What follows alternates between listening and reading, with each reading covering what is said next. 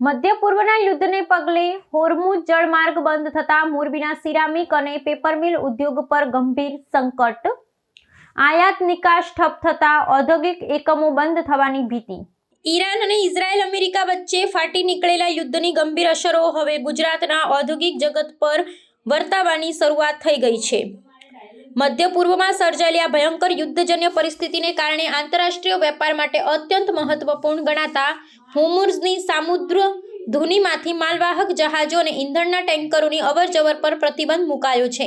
આંતરરાષ્ટ્રીય જળમાર્ગ અવરોધાયો હોવાથી રાજકોટ અને મોરબીના ઉદ્યોગ પર મુસીબતનો પહાડ તૂટી પડ્યો છે ને વૈશ્વિક ધોરણે વ્યાપારિક ગતિવિધિઓ અટકી પડતા સ્થાનિક અર્થતંત્રને મોટો ફટકો પડ્યો છે। આ જળમાર્ગ બંધ થવાને કારણે ક્રૂડ ઓઇલ અને કુદરતી વાયુના પરિવહનને માઠી અસર પહોંચાડી છે, જેની સીધી અસર મોરબીના વિશ્વવિખ્યાત સિરામિક ઉદ્યોગ પર જોવા મળી રહી છે। વિદેશમાં માલ મોકલવો મુશ્કેલ બનતા અને કાચા માલની અછત સર્જાતા સિરામિક એકમો બંધ થવાને આરે આવી ગયા છે। માત્ર સિરામિક જ નહીં પરંતુ પેપર મિલમાં ઉદ્યોગમાં પણ આયાત અને નિકાસની પ્રક્રિયા સંપૂર્ણપણે ઠપ થઈ ગઈ છે। તૈયાર માલના નિકાસમાં અવરોધ અને વિદેશી ઓર્ડર રદ થવાને કારણે ઉત્પાદકોમાં ભારે ચિંતાનું મોજું ફરી વળ્યું છે। ઉદ્યોગકારોનું માનવું છે કે જો આ યુદ્ધ લાંબા સમય ચાલશે અને હોર્મુઝ માર્ગ નહીં ખુલે તો સૌરાષ્ટ્રના ઔદ્યોગિક એકમોની આર્થિક સ્થિતિ અત્યંત કથળી જશે। યુદ્ધને કારણે નિર્માણ પામેલી અનિશ્ચિતતાના લીધે મોરબીના ઉદ્યોગોની દશા માઠી બેઠી છે અને હજારો કામદારોની રોજગારી પર પણ જોખમ તોડાઈ રહ્યું છે। હાલની પરિસ્થિતિમાં ઉદ્યોગકારો સરકાર પાસે રાજદ્વારી સ્તરે મધ્યસ્થી કરીને વેપાર માર્ગો સુરક્ષિત કરવાની આશા સેવી રહ્યા છે, જેથી આર્થિક નુકસાનથી બચી શકાય। હવે યુદ્ધને કારણે તો ગંભીર પરિસ્થિતિ સર્જાઈ ગઈ છે અને આથી પણ વધુ ગંભીર પરિસ્થિતિ સર્જાશે એવો અમને ભય છે। હવે અત્યારે ગુજરાત ગેસ પાસે 15 દિવસનો ગેસ છે અને પ્રોપેન ગેસ તો મળતો નથી, એ તો બંધ થઈ ગયો છે। પ્રોપેનવાળા લગભગ 90% યુનિટ છે, એમાંથી 200% યુનિટ તો બંધ થઈ ગયા।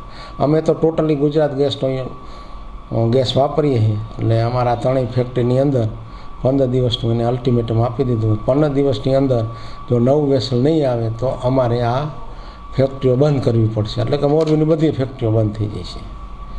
અને આ યુદ્ધ કેટલું ચાલે, ક્યાં સુધી ચાલે, એના પરિણામો શું આવે એ તો કોઈને ખબર નથી। હવે આની બીજી આડઅસરો એ થાય કે આપણા અર્થતંત્રને પણ મોટી અસર થાય। ક્રૂડ આપણે આયાત કરવાનું છે, આપણો રૂપિયો રહ્યો એની કિંમત ઘટી જાય। બીજું, અત્યારે એક્સપોર્ટ માટેના જે કન્ટેનરની પરિસ્થિતિ છે એમાં એને પહેલાં જ દિવસે $2000 વધારી દીધા, જેની અંદર વોર રિસ્ક એ લોકો એ અમારા કન્ટેનર 80 કન્ટેનર પડ્યા હતા ને પોર્ટમાં, લોડ નહોતા થયા, એનાય કહી દીધા કે ભાઈ $2000 વધી જશે। જે ટ્રાન્ઝિટમાં હતા ને જેટલા કન્ટેનર એને $2000 વધારી દીધા।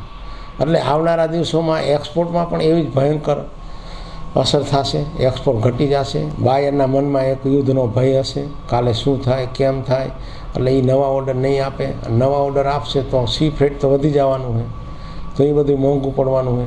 ક્રૂડ આપણા માટે જે આપણે લાવીએ છીએ, જે ખાડી છે કતાર કે સાઉદી અરેબિયાથી, એ સ્ટેટ ઓફ હોર્મુઝમાંથી આવે છે, જે ઈરાનવાળાએ બંધ કરી દીધી છે। આપણો ગેસ પણ કતારનો ત્યાંથી આવે છે। તો અમે અમારી ફેક્ટરીમાં અત્યારે 2 લાખ ક્યુબિક મીટર દર મહિને વાપરી, 4 લાખ ક્યુબિક મીટર વાપરી દર મહિને। તો ગુજરાત ગેસે એવું કીધું ફેબ્રુઆરીનો તમારો 4 લાખ ક્યુબિક મીટરનો જે વપરાશ છે એના 50% તમે માર્ચ મહિનામાં વાપરી શકશો, એટલે કે 2 લાખ ક્યુબિક મીટર વાપરી શકશો, એટલે કે 15 દિવસ। હવે એ 50% ગેસ અમે ડેઇલી બેઝ ઉપર ન વાપરી શકીએ, અમારી કિલન જ એવા પ્રકારની કે પૂરેપૂરો ખોરાક દેવો પડે। અમે 30 દિવસ કિલન ન હકાવ્યું, અમારે ન છૂટકે 15 દિવસ જ કિલન હાંકવી પડે। એટલે આ રીતે આ પરિસ્થિતિની અંદર હવે બહુ મોટી અસર થશે સિરેમિક ઉદ્યોગને। એનું કારણ એક જ છે કે અમે ઇમ્પોર્ટેડ ગેસને આધારિત અમારી ફેક્ટરીઓ ચલાવીએ છીએ। ખરેખર તો કોલ ગેસિફાયર હોવું જોઈએ, એ અત્યારે આપણું હથિયાર નથી।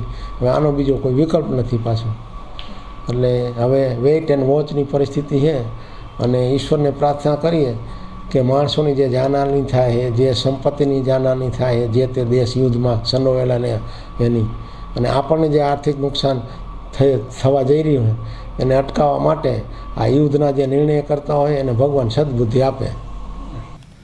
આપણે વાત કરીએ તો અત્યારે જે યુદ્ધની પરિસ્થિતિ નિર્માણ થઈ એ દરમિયાન અંદાજે 101 યુનિટ જે છે આજની તારીખમાં બંધ થઈ ગયા છે અને આવનારા દિવસોમાં જો પ્રોપેન સપ્લાયનું કોઈ પ્લાનિંગ નહીં થાય અને જો નવી કોઈ સપ્લાય નહીં મળે તો આવનારા દિવસોમાં વધીને 4 થી 5 દિવસમાં કે 8 દિવસની અંદર બીજા 400 યુનિટો બંધ થવાની સંભાવનાઓ છે. ગુજરાત ગેસમાં જે યુનિટો ચાલે છે એ ગુજરાત ગેસવાળાને પાસે 50% જે વાપરવા માટેની જે પરમિશન આપેલી છે એ મુજબ અમે અંદાજ લગાવી શકીએ કે 18 થી 20 તારીખ સુધીમાં ગુજરાત ગેસ યુઝર્સ જેટલા હતા એ પણ બંધ થવાની શક્યતાઓ દેખાઈ રહી છે. જે નિકાસમાં જે કઈ તકલીફો પડી રહી છે, બીજું કઈ ડિમાન્ડ છે કેવી છે? ડિમાન્ડમાં વાત કરીએ તો અત્યારે એક્સપોર્ટની અંદર જે એક્સપોર્ટ થતું હતું જેમાં ખાસ કરીને જીસીસી કન્ટ્રીમાં એ જીસીસી કન્ટ્રીનું એક્સપોર્ટ તો અત્યારે સદંતર ઊભું છે, પણ બીજા જે કન્ટ્રીમાં એક્સપોર્ટ થતું હતું કે જે જીસીસી ગલ્ફ ખાડીમાં થઈને જે વેસલો જતા હતા એમાં પણ એક્સપોર્ટમાં અસર દેખાઈ રહી છે. તો હાલ તો એવી કોઈ ડિમાન્ડ આપણે કહી શકીએ નહીં કે ડિમાન્ડ બહુ વધારે છે એવી ડિમાન્ડ, પણ જે ડિમાન્ડ હતી જે ઓર્ડર હતા એ પણ અત્યારે ઓર્ડર બધા સ્થગિત કરી દેવામાં આવ્યા છે અને જે માલ બનેલો છે એ પણ ક્યારે લોડિંગ થશે એનું હજી અમે કંઈ કશું કહી શકતા નથી. સરકાર તરફથી કયા પ્રકારની પ્રતિક્રિયા છે? વાત કરીએ સરકાર તરફથી તો આપણા ગુજરાત રાજ્યના માનનીય મુખ્યમંત્રી શ્રી ભૂપેન્દ્રભાઈ દ્વારા પણ ચિંતા વ્યક્ત કરતો ફોન આપણા ધારાસભ્ય શ્રી દુર્લભજીભાઈ દથરિયાને આવેલો. એમણે પણ સિરામિક ઇન્ડસ્ટ્રીને અને મોરબી સિરામિકને શું રાહત કરી શકાય કે શું મદદ કરી શકાય એ માટેની તૈયારી પણ બતાવી છે. તો અમે પણ અત્યારે અવઢવમાં છીએ કે આ બાબતની અંદર સરકારશ્રી પાસેથી પણ અમે શું અપેક્ષા રાખીએ એ હવે જોવું રહ્યું.